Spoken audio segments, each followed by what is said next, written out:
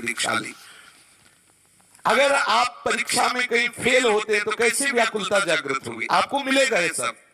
जब इस मार्ग में आप बढ़ेंगे तो आपको अवसर माया देगी जहां आप सब स्पर्श रूप रसगंध का भोग कर सके। अगर आपने सोचा कि मेरे प्रारब्ध में है तो फिर वही है प्रारब्ध में, वो तो सबके प्रारब्ध में भोग ही रहे।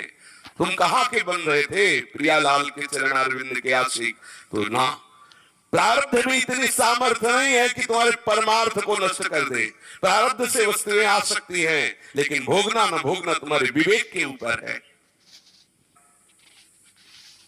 उन्होंने कहा तुम्हारे अंदर जो भी प्रश्न हो आप बोलिए। तो उन्होंने प्रश्न किया कि ये जगत क्या है? ये जगत क्या है? ये जगदांबर, जो जगत आडंबर दिखाई दे रहा है, ये क्या है? वास्तव में इसका स्वरूप क्या है? तो उन्होंने कहा कि एक स्वप्न है। भगवान शिव भी बोले, उमा कहो मैं अनुभव अपना, सत हरि भजन जगत सब स्वप्न। ये स्वप्न है।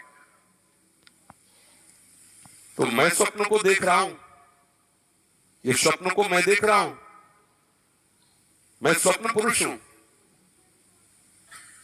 तो जो स्वप्न को देखता है उसे स्वप्न पुरुष ही कहते हैं। तुम अभी जागृत पुरुष नहीं, तुम स्वप्न पुरुष ही तो हो, क्योंकि देख रहे हो नाना। तो जाग पड़ने पर स्वप्न को प्रतीति मात्र जो अनुभव करता है वो जागृत पुरुष कहा जाता है। समझिए, स्वप्न को प्रतीति मात्र, झूठा, केवल दिखाई दे रहा था, है नहीं कुछ सत्य, ये जिसको पता है वो जागृत पुरुष है।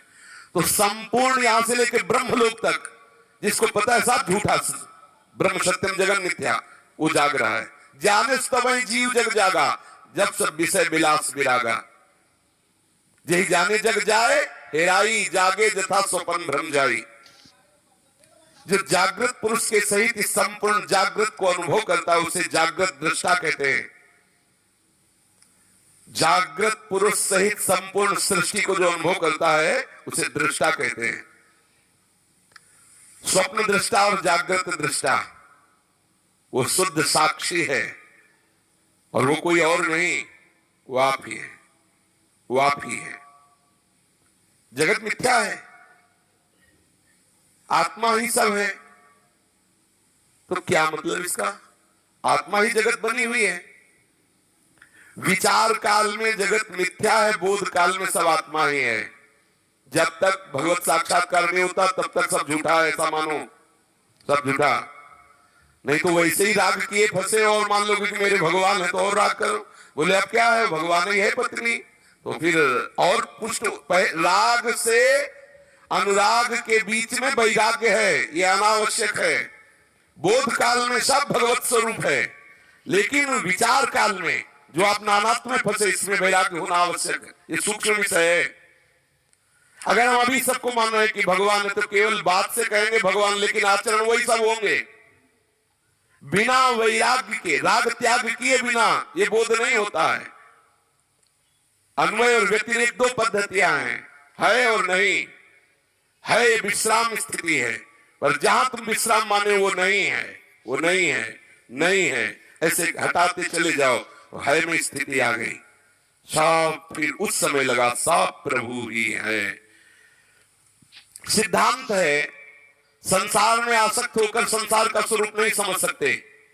संसार से हटिए, संसार से दूरी बनाइए, तब संसार का स्वरूप समझेंगे। और भगवान से आसक्त होकर भगवान का स्वरूप समझ सकते, भगवान से दूरी बनाकर भगवान का स्वरूप नहीं समझ सकते। और यहाँ उल्टा हो रहा है, भगवान से दूरी बनाकर संसार से आसक्त होकर हम अनुभव करना चाहते हैं। विषय सेवन करते हुए हम भगवदाकार वृत्ति चाहते हैं।